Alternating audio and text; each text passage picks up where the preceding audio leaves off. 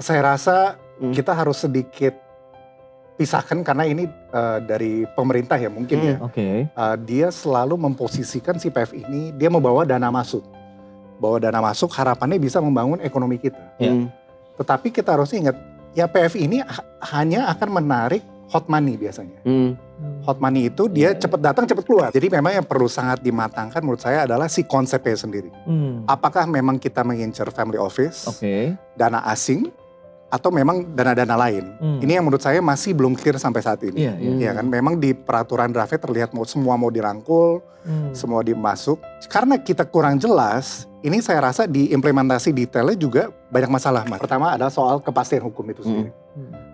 Kita tidak bisa membuat proyek PFI ini negara dalam negara, membuat hukum sendiri yang berbeda dengan hukum Indonesia. Ya kan, malah FNI ini mendiskreditkan hukum di Indonesia. Seakan-akan hukum Indonesia ini nggak benar. Ya kan, mungkin yang masalah penegakan dengan membuat hukum baru, saya rasa itu tidak mengkoreksi masalah yang sudah ada.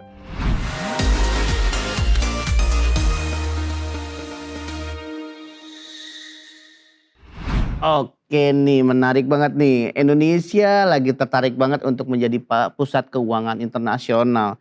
Kira-kira menguntungkan gak ya buat Indonesia? Apalagi kalau misalkan kalau lembaga keuangan kita udah banyak banget dari Danantara, SWF dan lain-lain sebagainya udah kita laksanain. Tapi sekarang lagi gembor banget sebagai pusat finansial internasional. Gimana Pras? Apa menguntungkan buat Indonesia Pras? Ya kalau buat Indonesia sebenarnya challenge-nya sih banyak ya. Mengingat kita sebenarnya juga masih banyak PR nih kalau kita bicara mengenai ekosistem industri keuangannya sendiri begitu kan. Sementara masyarakat juga masih menantikan nih sebenarnya realisasinya, manfaatnya, dampaknya dengan kebijakan-kebijakan di sektor keuangan ataupun tadi bentukan lembaga-lembaga keuangan baru ini juga akan seperti apa sih buat ekonomi kita khususnya dunia usaha, kemudian penciptaan lapangan kerja. Nah kalau memang Indonesia nanti akan menjadi pusat keuangan finansial internasional, nah ini dia. Kita mesti tanya juga nanti, masyarakat internasional memandang kita ini masih cukup seksi gak sih? Nah gitu loh, itu, penasaran banget nih. Kita pengen lebih mendalami lagi. Kebetulan nih kita sudah hadir langsung nih. Mas Dipo Satria Ramli selaku ekonom dari Center of Reform of Economic dari atau Core Indonesia. Selamat datang Mas. Thank you, Mas Momo. Thank you Mas Dipo atas kehadirannya. Itu dia menarik kalau tadi sudah disampaikan Momo bahwa Indonesia ingin sekali kali ini ya begitu ya cita-citanya begitu menjadi pusat finansial ataupun keuangan dunia. Nah Mas Dipo sendiri melihat Indonesia sendiri ini secara umum dulu ya. Sebenarnya masih ada kans ke sana, kemudian bagaimana sih masyarakat investor global gitu melihat Indonesia gitu. Ya Mas, jadi saya rasa nih visinya sangat baik ya. Dia mau bikin semacam kawasan ekonomi ya kan, financial hub lah. Kita mau bikin financial hub. Betul. Di Indonesia mau saingan sama Singapura, sama Dubai, sama Hong Kong. Dan sebenarnya mungkin konsepnya bagus karena itu bisa bawa pendanaan masuk. Buat korporasi di Indonesia juga pembiayaan lebih mudah. Ya kan, karena dia nggak perlu ke Singapura atau ke Hong Kong, lebih murah. Ya kan, juga biaya-biaya di sini. Tapi sepertinya kalau kita lihat draft yang sekarang ada, Mas, itu memang terlihat ini kebijakan ini sangat terburu-buru dibuatnya. Jadi ini sama seperti program-program prioritas lainnya, terlihat sangat terburu-buru. Jadi kalau saya melihat ada 3 masalah utama. Satunya adalah ini spiritnya apa sih? Kita mau buat family office kah? Buat dana asing kah? Atau buat jadi financial hub? Ya kan, saya rasa ini saat ini peraturan yang draft ini masih dibicarakan DPR ini kita pengen rangkul semuanya. Tapi kadang-kadang kalau kita rangkul semuanya malah jadi kurang clear kan. Kita sebenarnya targetnya siapa? Betul. Ya, lalu yang kedua, saat ini paling tidak positioningnya itu dia lebih, pajaknya gratis, pajaknya 0%. Jadi sangat menjual pajak. Ya kan, kita harus tahu Singapura atau Hong Kong atau Dubai ini bukan hanya karena pajak aja, tapi karena kepastian hukum, karena tenaga kerja, karena sumber daya saing dan berbagai macam hal lain. Jadi tidak bisa hanya sekedar si 0%. Ya kan, lalu yang ketiga itu dia ya, menurut saya ini versi ceritanya kok beda-beda dari berbagai macam orang Mas.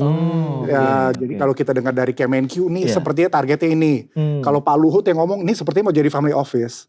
Nah saya rasa ketidaksatuan komunikasi dari pemerintah ini menjadi sedikit masalah. Gitu, walaupun kelihatannya sepele ya. Saya ingat misalnya dari Kemenq dia bilang, oh ya si PF ini dia targetnya mau mencapai 500 triliun. Tapi Pak Luhut bilang enggak. ini targetnya 500 miliar dolar, ya kan, atau 9.400 triliun. Ini kan angka kelihatannya sepele ya, kelihatannya sepele. Tetapi karena ketidakjelasan komunikasi pemerintah dan tidak konsisten ini, saya rasa ini menimbulkan kesan seakan-akan nih buat cuci uang aja gitu, ya kan, tanpa karena ini ya komunikasi tidak clear, regulasi tidak jelas. Ini siapa targetnya? Cuma jualan, oh pajak 0%, pajak 0%. Gitu. Jadi saya rasa ini yang harus diperbaiki oleh pemerintah ya. Dan menurut saya buat investor asing, buat mereka insentif itu tidak hanya soal 0%.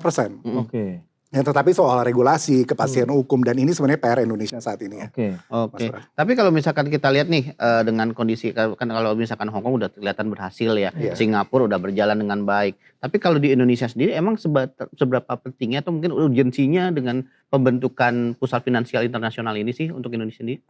Buat Indonesia sendiri, PR-nya masih banyak. Masih banyak.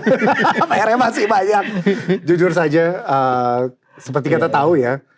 Jadi yang pertama ya, si financial hub ini harusnya bukan jadi yang utama. Seharusnya kita tetap benerin yang pasar keuangan kita dulu. Ya kan, kayak kita tahu sekarang misalnya di IDX, ya kan, kita tahu di ISG kita bermasalah soal transparansi, akuntabilitas. Masalahnya ini adalah kebanyakan soal tata kelola. Bukan masalah fundamental kan. Mungkin secara ekonomi fundamental secara valuasi saham-saham perusahaan baik.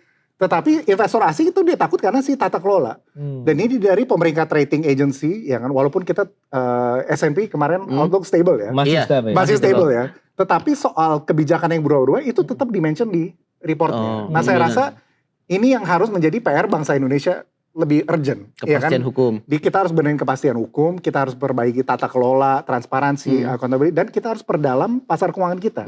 Kan kita dari instrumen juga kita masih lumayan limited ya sekarang. Ya kan, kita tidak ada produk hedging contohnya, atau produk option yang mungkin lebih pasar keuangan yang lebih advance lah di Singapura. Jadi kita nggak bisa mengharapkan si PFI ini maju kalau si pasar keuangan sendiri ini belum benar. Karena ini kan juga berhubungan ya, sangat berhubungan. Tapi kalau misalkan kebutuhan kita dibandingkan misalkan sebagai pusat finansial internasional, tapi tadi kan sempat disebutkan juga kan ada family office dengan terus ada juga SPF juga, terus kemudian juga tadi apa namanya pokoknya ada 3 lah ya tadi ya. Nah dari ketiga hal itu sebenarnya lebih cocok dengan kondisi Indonesia itu lebih kemana dulu sih?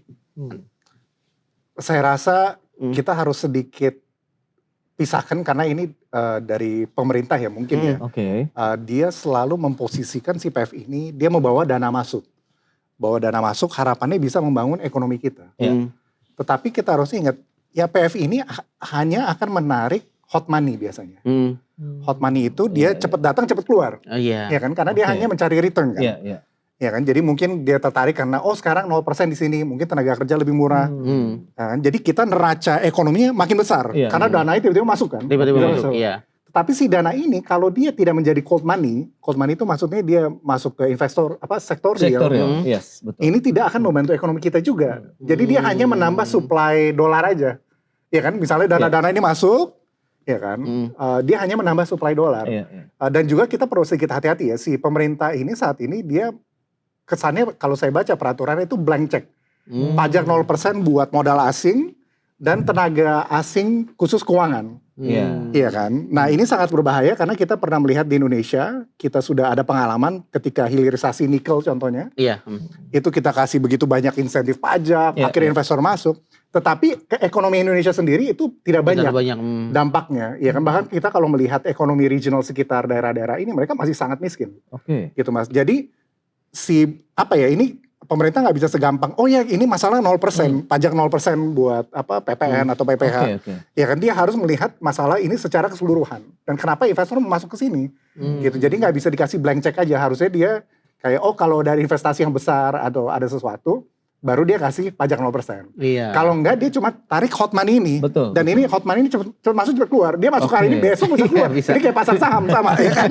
Ya kan? Betul.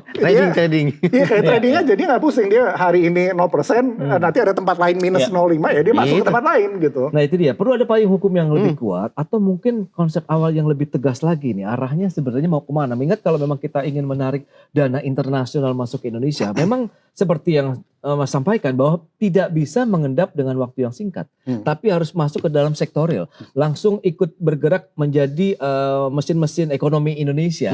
Nah, kira-kira bagaimana nih kalau memang dana ini akhirnya menjadi apa ya? Kalau investor asing bisa ngelihat, oke lah, dana saya nih mengendap di Indonesia cukup lama, bisa setahun 2 tahun, tapi apa yang mereka bisa dapatkan begitu selain pajak 0% aja misalnya, kan nggak itu yang mereka kejar sebenarnya. Betul.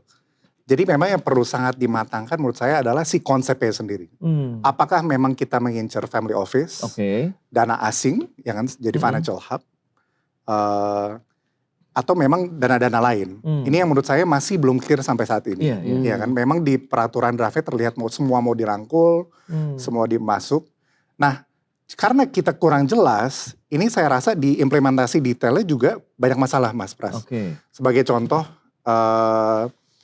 ini PFI ini seakan-akan mereka membuat negara dalam negara. Ya kan? Karena Pak Luhut sempat bilang, ini rencananya kita ada hukum sendiri. Karena hukum di Indonesia ini bermasalah. Ya kan? Kita akan bikin hukum sendiri. Jadi dia nggak pakai pengadilan Indonesia, dia nggak pakai peraturan Indonesia, dia bikin peraturan sendiri agar investor lebih aman. Nah, kita tahu kalau kita misalnya lihatnya di Singapura atau di Hong Kong, biasanya mereka ikut hukum Inggris. Ya, mereka ikut hukum Inggris, common law. Ya kan? Tetapi bukan hanya itu juga, memang pengadilan di Singapura atau di Hong Kong itu sebenarnya mereka lebih pro investor by design, karena mereka memang menganggap investor itu, ya kan? Nah, di Indonesia kita sedikit berbeda, karena kita memiliki sumber daya alam, kita begitu banyak orang, tenaga kerja, jadi sebenarnya buat kita seharusnya kita nggak terlalu pro investor, malah kita seharusnya pro si domestik gitu. Ya, memang nasional. Makanya kenapa investor itu suka sekali memakai hukum Singapura atau Hong Kong, karena kalau dapat memang mereka tendensinya lebih ke investor. Memang jadi kalau ada sengketa mereka biasanya selalu ke. Nah ini yang menurut saya sangat rancu sekarang di draft yang ada. Ini draftnya masih beredar, masih didiskusikan di DPR. Tetapi memang draft yang sekarang ada seakan-akan PFI ini bikin negara dalam negara. Gitu. Dia bikin hukum baru, peraturan baru, tenaga kerja baru. Dan again, ini menurut saya sangat rancu. Karena apa? Karena ini objektifnya apa? Ya kan? Harusnya dia mungkin ada insentif buat, kalau misalnya dia ke real sector Indonesia, dia dapat insentif lain. Itu belum ada tuh di peraturan sekarang. Nah, juga dari OJK pun, ini kan masih, karena objektifnya nggak jelas, OJK sempat komentar juga. OJK bilang, ini kalau bisa, dana domestik tidak boleh masuk ke PFI. Jadi murni untuk dana asing aja. Iya, tapi asing ini siapa sih? Maksudnya karena kan dibilang family office kan itu juga domestik ya. Jadi banyak konglomerasi juga. Iya kan? Maksudnya mereka duitnya di luar sih. Cuma ini kan duit domestik juga. Nah, jadi si OJK sangat concern kalau uang dana misalnya pasar modal. Dana pasar modal pindah ke PFI ini. Karena kan PFI ini kan nggak ada pajak. Iya kan, capital gains tax semua apa. Iya kan, memang lebih menguntungkan naruh uang di sini. Tapi dia takut kalau ini nanti kita jatuh dong. Iya benar. Gitu. Jadi saya rasa memang ada bisa cannibalizing si pasar modal Indonesia sebenarnya. Karena tiba-tiba orang tadi misalnya dia punya struktur holding di IDX. Ya dia bikin aja di PFI. Iya kan. Jadi di sini juga bisa fundraising kok di PFI. Ya kan, ada mungkin investornya nggak banyak ya. Ya kan, tetapi private investor kalau misalnya lebih suka dia bisa pindah ke sana. Nah, saya rasa ini yang menurut saya sangat berbahaya ya kita kalau kita tidak clear, karena memang apakah ini menjadi objektif kita menjadi financial hub. Itu satu ya. Ya kan, kalau iya ya itu dia dari hukum, dari tata kelola, ini memang kita belum nyampe sana. Gitu. Jadi saya rasa ini idenya bagus, konsepnya bagus seperti banyak lah di masa pemerintahan saat ini ya. Tetapi terlihat sekali kebijakannya sangat terburu-buru. We're trying to win all. Tetapi again ketika begitu banyak yang kita mau rongkul, begitu banyak dana yang kita mau tarik, ini seakan-akan kita mau cuci uang sih. Ini bahaya sekali. Berarti permasalahannya masih klasik ya. Salah satunya seperti aturan yang masih belum jelas, yang harus kita benar-benar dirapikan benar-benar dari dalam dulu nih. Iya. Takutnya ini sambungannya sih Undang-Undang P2SK soal Patriot Bond ya. Atau ini merah putih. Saya banyak banget ya Mas temen yang nanya, ini beneran nih kalau ini kita nggak kena pajak atau kita ya kan. Apa ya, pemerintah berdelik, ini tidak benar. Tetapi kalau kita baca peraturannya saya rasa ada benar ya. Intinya kita memang mau menarik dana korupsi, Iya, nah itu. dana prostitusi, dana Oke. judo, kita memasukkan ke sistem. Ya kan si ekonomi black ini kita memasukkan ke formal ekonomi gitu. Nah, makanya butuh batasan-batasan tertentu supaya Batasan nggak tertentu. semuanya bisa masuk. Iya. Itu kalau misalkan kita nggak ngasih batasan bisa bahaya banget kalau dana-dana yang nggak jelas masuk ke sini kan. Betul. Jadi Dan kembali lagi investor uang. juga jadi takut kan. Maksudnya kalau misalnya Indonesia positioningnya untuk mencuci uang dan ini, ya kan karena tidak jelas tadi ya, Iya. ya kan takutnya nanti kalau saya naruh duit sana nanti juga, Nah itu. iya kan? Atau Tracing mungkin nggak ada dong kan harusnya. Iya. iya, Tracing kan. iya, Nah itu dia yang jadi permasalahan. jadi begitu. permasalahan. Oke. Dan ini apa ya banyak sekali hal-hal kecil tadi ya menurut saya yang paling apa ya masalah itu tadi masalah angka sih. Yaitu Iya, ya angka. Kemenq bilang 500 triliun. Iya. Pak Luhut perbedaan. bilang 500 miliar dolar, 9.400 triliun. Wow. Ini kayak ya. what is going on? Bedanya besar. Wah, iya, coba kan jadi kayak ini kayaknya nggak direncanain nih. Gitu. Iya. Ya, mesti Rupiah satu dan suara USD. lah ya. Pak. Iya, pasti satu suara, benar. Tapi benar. kalau misalkan dari pandangan asing Oke. sendiri dengan melihat rencana Indonesia untuk membangun pusat finansial internasional sendiri, seperti apa? Apa mereka ada sangat antusias kah? Iya, Atau iya. mungkin hanya wah ini paling cuma numpang lewat doang gitu atau gimana? Ya, jadi saya rasa pertama kita sangat sulit untuk berkompet dengan Singapura, dengan Hong Kong, dengan Dubai, karena memang kita pemain baru lah, Iya. ya kan. Jadi itu yang pertama. Lalu kedua soal investor sebenarnya berbeda-beda, sangat berbeda Mas Momo antara investor yang dekat sama kita, jadi kayak Singapura, Malaysia, dengan investor misalnya di Hong Kong atau di Europe atau di Amerika. Kalau yang lebih dekat ke kita, biasanya mereka lebih ngerti Indonesia ini masalahnya apa, dia paham. Lebih paham. Dia Iya, paham iya. soal apa ya, Ya udahlah gitu ya. kebijakan berubah-ubah. Dia kayak ya udahlah Indonesia begini gitu. Dia nggak pusing. Jadi Oke, tergantung oke. benefitnya dapat apa nih. Nah, tetapi kalau yang lebih jauh tadi yang di Hong Kong atau Dubai atau yang lain, mereka memang melihat lebih hukum sih. Ya kan, kalau memang kita secara hukum belum siap dan bukan hanya hukum di PFI, tapi hukum di Indonesia secara keseluruhan. Tata kelola kita belum baik, saya rasa mereka belum bakal masuk. Kalau Singapura sama Malaysia, mereka tergantung lah. Mereka tergantung benefitnya sama nggak sih gitu. Karena sekarang banyak sekali perusahaan di Singapura juga ya. Ya kan, ada benefitnya nggak kita pindahin ke sana. Sebenarnya sesimpel itu aja, nggak kalau misalnya memang lebih banyak benefit selain tadi ya. Tapi nggak bisa hanya dengan 0%. Ini nggak cukup. It's not enough gitu. Iya. Tapi kalau lihat urgensinya dari Mas Tipo begitu, seberapa penting bahwa memang ini akhirnya kan karena kita juga butuh dana segar juga begitu yang masuk dari dana internasional tadi begitu ke Indonesia. Sementara tadi aturan-aturan, kebijakan-kebijakan kita begitu yang masih menjadi tanda tanya juga begitu. Dari sisi mungkin konsistensinya begitu, implementasinya di lapangan. Nah, Anda melihat kansnya keberadaan PFI nanti akankah efektif begitu atau nanti akan justru jadi PR yang harus dibenahi dengan jangka yang cukup panjang begitu? Iya Mas Pras, ini pertanyaan yang bagus sekali ya. Jadi seberapa mendesak si proyek PFI ini? Iya. Kalau saya melihatnya yang lebih mendesak adalah koreksi pasar keuangan kita dulu. Ya kan, kita memang harus memperluas pasar keuangan kita dari likuiditas, tadi soal MSCI, soal transparansi, tapi juga instrumennya juga perlu lebih dalam, ya kan, instrumen hedging, instrumen option itu kita perlu perdalam dulu, baru kita bagusnya ada PFI. Ya, karena PFI ini jadi bukan sebagai financial hub yang utama. Dia sebagai komplementer aja, secondary aja, bukan yang utama. Ya kan, kalau sekarang seakan-akan, oh ini PFI ini akan menyelesaikan begitu banyak masalah, ya kan, rupiah nanti kuat, modal masuk, wah ini hebat banget lah pokoknya. Tapi saya rasa kalau kita nggak benerin yang apa kita udah punya, saya rasa itu sangat-sangat berbahaya dan ini yang menjadi PR besar kita. Ya kan, apalagi kalau ini konsepnya tidak jelas, menjadi negara dalam negara, ya kan, malah takutnya tata kelola kita terlihat lebih buruk. Gitu. Jadi dia bukan resolve apa yang sudah ada. Ya, kalau bicara mengenai produk investasi yang kalau memang Anda sampaikan kita perlu diperdalam lagi begitu kan, sekarang sudah mulai banyak nih. Nah, apakah memang masih kurang atau memang itu yang tidak dicari atau tidak dilirik oleh investor asing atau kita butuh pendalaman produk-produk lainnya begitu? Saya rasa kita masih perlu investasi masih banyak sih Mas. Jadi memang Indonesia sendiri mengalami sedikit pelambatan beberapa bulan terakhir. Jadi kita lihat misalnya trade deficit kita, itu kita defisit ya setelah 6 tahun. Lalu kita lihat PMI manufacturing kita juga sudah di bawah 50. Artinya memang ada perlambatan di itu. Lalu juga kita lihat kayak misalnya IMD dia keluarin survei soal daya saing. Daya saing itu jadi dari logistik, dari infrastruktur, Iya. dari perizinan usaha, itu pun kita memburuk. Iya. Jadi saya rasa ini PR kita ini sebenarnya banyak sekali ya, Oke. terutama di real sektor. Ekonomi seperti Indonesia, kita tidak bisa pasar keuangannya itu lebih besar daripada real sektor. Iya.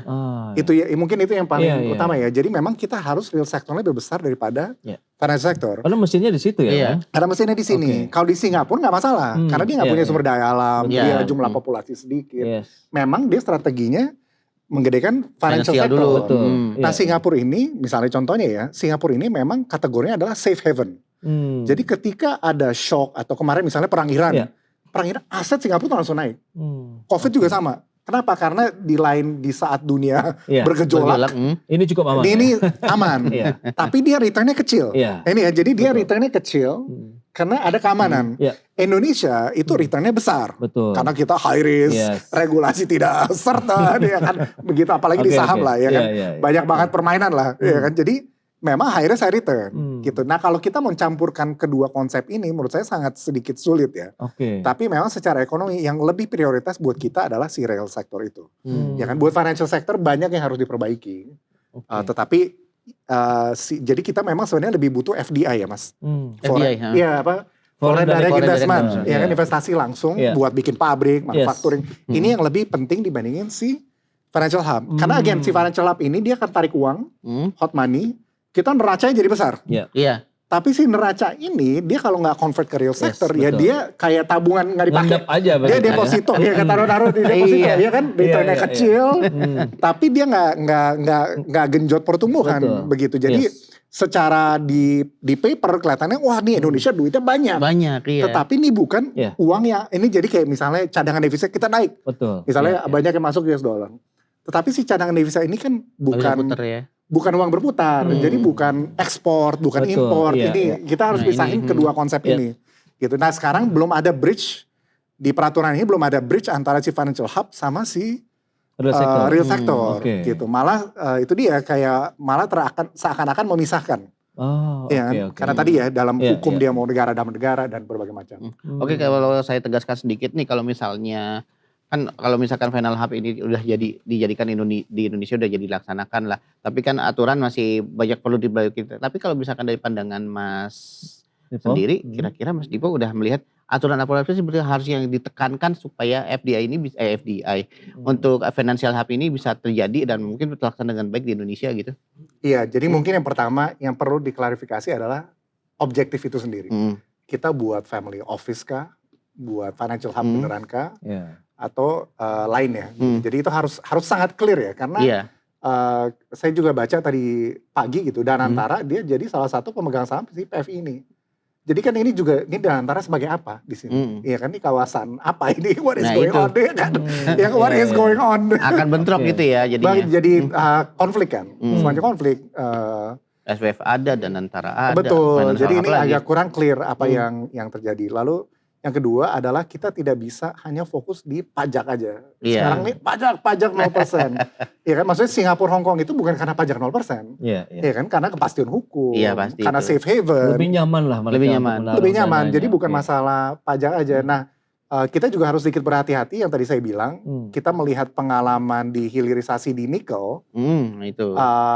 investasi banyak masuk, tetapi kita sebagai ekonomi nggak ada nendang ke ekonomi kita, ya kan? Oke. Kita malah banyak yang loss lah, ya kan? Kita tenaga kerja penyertaannya juga nggak banyak yang lokal, jadi benefit ke ekonomi kita overall nggak ada. Again, kita secara tertulis on paper neraca kita banyak. Gitu. Pembatasan tenaga kerja ya salah satunya itu Iya. ya. Lalu yang ketiga menurut saya yang penting sekali, karena ini saya belum tahu jawabannya kenapa memilih Bali. Itu juga Iya, iya. a big question. Karena apa? Karena apa Lebih ya? terkenal mungkin? Mungkin lebih terkenal ya, tetapi Banyak. kita kan perlu ekosistem ya mas. Oke. Jadi saya pernah datang yang ke Abu Dhabi tuh mas. Oke. Itu mungkin kalau comparisonnya kalau di sini si Asta Tower kali ya, dia ada 5 tower bareng-bareng. Tapi kalau yang di Abu Dhabi itu benar-benar satu kota mas, itu bisa jalan kaki. Oh, satu Gitu. kawasan gitu. Satu kawasan. Dan Oke. itu kalau saya itu pasti sana, saya bisa meeting tuh bisa 15 kali. 15 meeting satu hari. Karena Wow. semuanya dekat, semua jalan. Oke, oke. Berumur apa. Nah jadi ada masalah infrastruktur juga. Ya kan selain tadi hukum dan pajak dan Oke. tenaga kerja. Ada masalah sih infrastruktur itu sendiri. Sedangkan Bali kan lagi macet banget ya. Ih parah. Saya rasa kalau investor, dan investor apa ya, kita harus bedain investor real sector sama misalnya kayak apa investor fund ya, yang mungkin lebih institusi. Mereka tuh moody banget. Dana kelolaan. Maksudnya mereka bisa gitu kena macet. Kalau entrepreneur dia kena macet, dia melihat peluang. Betul. Gitu. Iya, benar. Tetapi kalau investor kan mereka risk averse ya, mereka nggak suka risiko. Iya. Mereka lihat macet jadi males gitu. Iya. Benar-benar. Kayak ini lu ngurusin macet aja nggak bisa. Ngapain gue taruh duit di situ gitu loh. Jadi apa ya? Saya rasa itu 3 yang penting ya. Jadi tadi pertama soal objektif, kedua soal pajak, lalu ketiga kenapa Bali? Karena saya rasa masalah infrastruktur ini penting sih. Apa ya, mereka tuh maunya convenient. Karena kan mereka banyak stres ya. Mereka high stress, mereka loss kayak ini saham lah ya kan. Kalau loss bisa nggak stop gitu kalau loss ya kan. Kalau ditambah macet saya rasa mereka makin bete. Kalau orang Indonesia mentalnya kuat. Para saja dijabanin. Nah, lantas proyeksi Anda begitu, dan mungkin apa yang mungkin bisa Anda sarankan begitu, bahwa kalau memang ini menjadi salah satu aim dari pemerintah begitu untuk bisa menarik first money misalnya begitu, tapi yang benar-benar nanti dirasakan manfaatnya kepada sektor real kita begitu, bisa menggerakkan ekonomi Indonesia juga. Jadi tidak hanya mengendap dengan oke lah mendapatkan bunga dari entah itu deposito atau format lainnya begitu. Jadi saya rasa itu dia ya. Jadi pertama dia harus benar-benar coba korelasi. Idealnya itu dikorelasikan dengan real sektor kita. Ya kan. Jadi memang ada semacam cross. Si financial hub ini, si PFI ini bisa masuk ke real sektor kita. Ya kan. Karena saat ini agak terlihat terpisah juga. Karena kan OJK dia nggak mau dana kita masuk ke sana juga kan. Tapi saya rasa memang lebih baik berbaur. Maksudnya gini loh. Kita misalnya pasar retail kita banyak lah sekarang. IDX banyak ya dibanding berapa tahun lalu ya. Kenapa mereka perlu bayar pajak capital gains tax atau yang sedangkan di ini 0%. Iya. Iya kan justru malah seharusnya yang dapat si pasar si retail ini kan, karena dia sebenarnya lebih komit terhadap Indonesia kan. Dibandingkan asing. Dibandingkan asing iya dong. Kan mereka sebenarnya lebih loyalis sama IHSG gitu kan. Jadi seharusnya pemerintah itu maksudnya kalau sekarang soalnya kalau baca peraturan ya Mas. Jadi modal asing pajak 0% untuk beberapa ya PPN, dan juga tenaga kerja keuangan yang asing. Jadi misalnya ada akuntan atau lawyer yang kerja di sana, dia 0%. Saya rasa ini nggak fair buat pasar keuangan kita yang udah ada. Ya kan kalau mau ya dua-duanya aja nolin. Emang kenapa gitu kan nggak ada masalah. Ya kan kenapa kita harus ini lebih dapat preferensi dibanding karena dia jumlahnya lebih gede, karena dia asing. Kenapa? Ya kan sedangkan kalau sekarang aja yang jaga saham kita kebanyakan adalah retail. Iya kan. Karena institusi sudah ini. Jadi saya rasa perlu ada semacam kombinasi. Lalu kedua tadi ya soal pajak itu juga penting.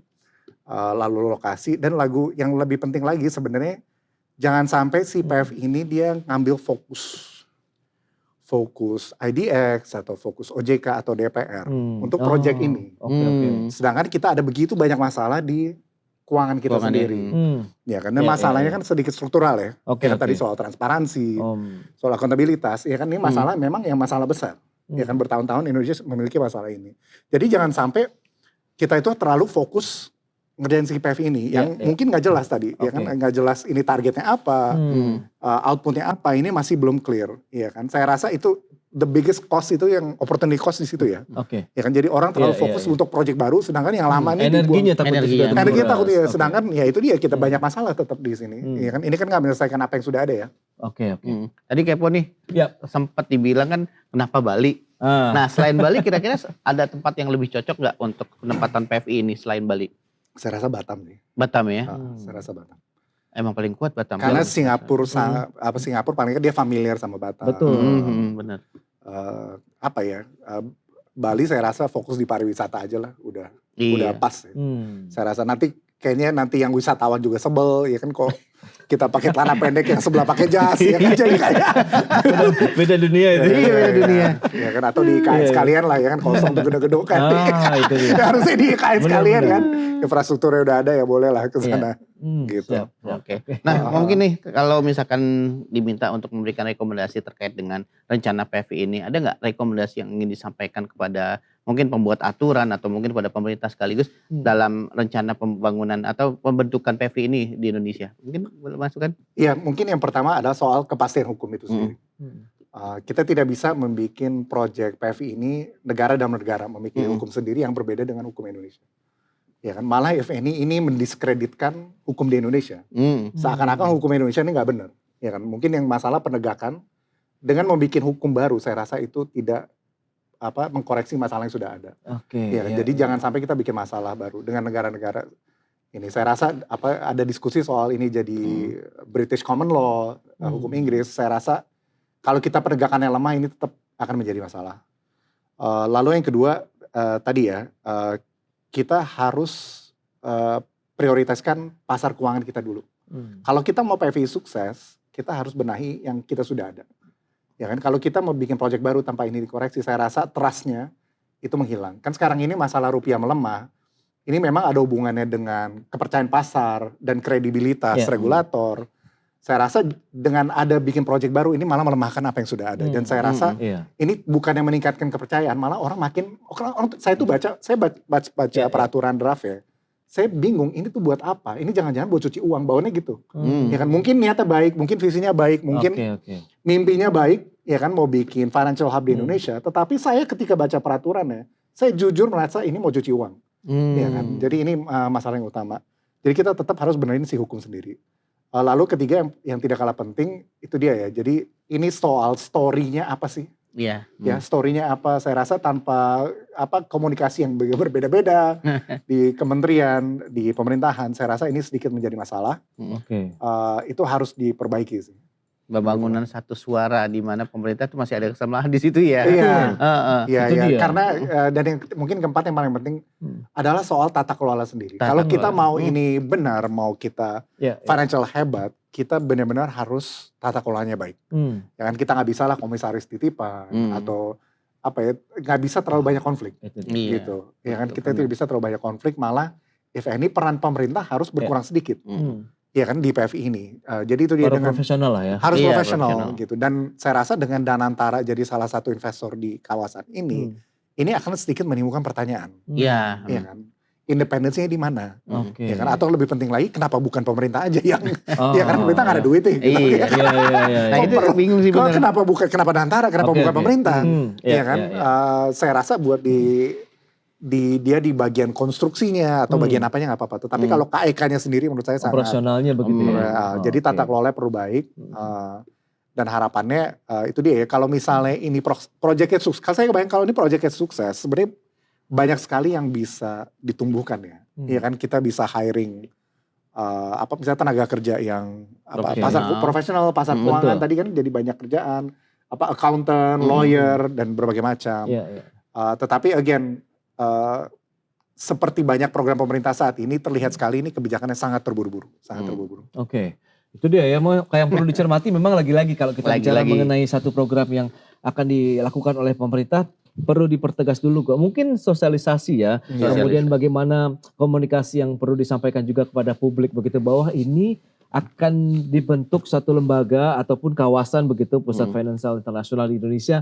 Tujuannya apa, manfaatnya akan seperti apa begitu. Jadi benar-benar akhirnya masyarakat ikut mendukung begitu dan yakin juga nanti hasilnya akan kembali lagi nih kepada masyarakat sendiri begitu ya Mas Ibo ya. Tapi yang pasti kan satu lagi nih, yang pasti itu kan kita kan sudah banyak lembaga-lembaga keuangan kayak Danantara salah satunya, terus RWF juga kita udah punya sendiri. Betul. Nah ini supaya saling lembaga-lembaga ini tidak tumpang tinggi satu sama lain, uangnya mau lari kemana itu harus juga dipastikan. Seperti kalau misalkan tadi kita nggak jelas kemana ya masyarakat juga bingung juga nih, gue tabung ke sini larinya ke sini gitu. Itu yang nggak perlu, harus dijaga-jaga benar-benar oleh mungkin para pembuat aturan nanti yang di sana seperti apa gitu ya. Yang intinya adalah mungkin masyarakat internasional khususnya investor melihat konsistensi dari setiap kebijakan yang dikeluarkan oleh pemerintah Indonesia, khususnya mungkin di sektor keuangan yang memang cukup sensitif sekali begitu ya. Dan ini kita lihat nanti bagaimana implementasinya juga di lapangan. Semoga kalau memang ini niatnya baik, hasilnya juga pasti akan baik dan masyarakat Indonesia pasti akan menunggu